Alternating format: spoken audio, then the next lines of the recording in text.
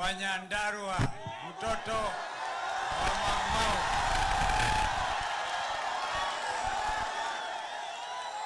Kongoya oye! Kongoya oye!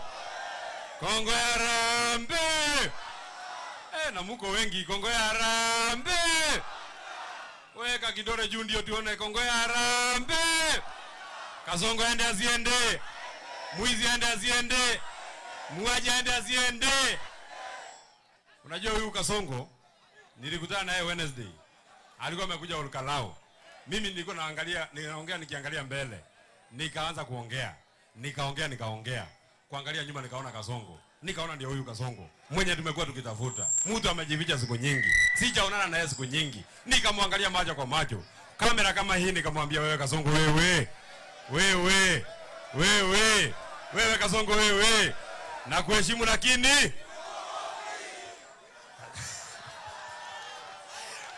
tunamheshimu lakini na wewe Kasongo wewe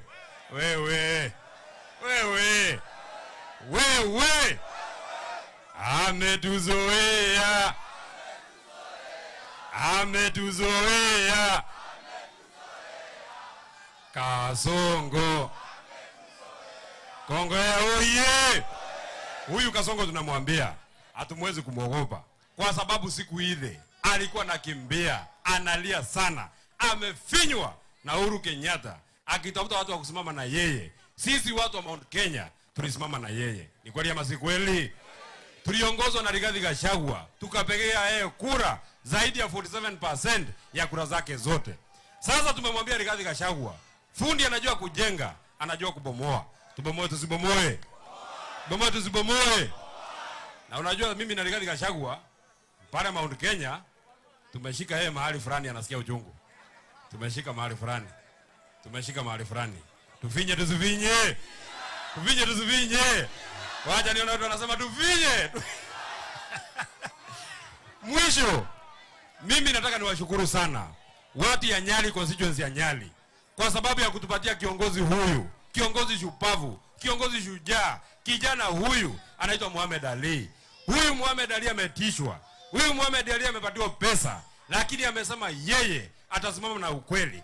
Aliambia William Ruto, huyu kijana, by the way, hapa Mombasa, mtu anaweza kusimama mbele ya Kasongo kama mimi, amwambie mimi nakuheshimu lakini sikuogopi, ni huyu Mohamed Ali. Aliitwa na Kasongo. Akaambia, wewe Mohamed Ali, mimi nataka nikupatie hii pesa, uende usembe huko tutam.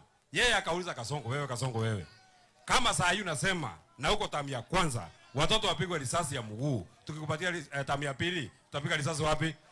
Tutapiga risasi wapi? Atapiga risasi wapi? Sasa na nyinyi nataka mkae kadi. Hiyo risasi amesema tupigwe ya mguu. Nyinyi nataka mpige risasi ya kura mara moja aende nyumbani.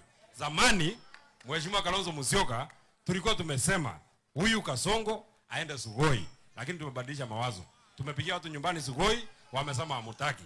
Sasa mimi nataka niwaombe Mheshimiwa Kalonzo Musyoka, mkitengeneza hii serikali yenu, munifanye minister wa interior ili nisaidie watu ya Sugoi. Badala ya kuweka yeye Sugoi, tuweke yeye Kamiti, kwa sababu hiyo ni mtu ya kufungwa. Afungwe asifungwe? Wacha nione watu wanasema afungwe. We go faster now.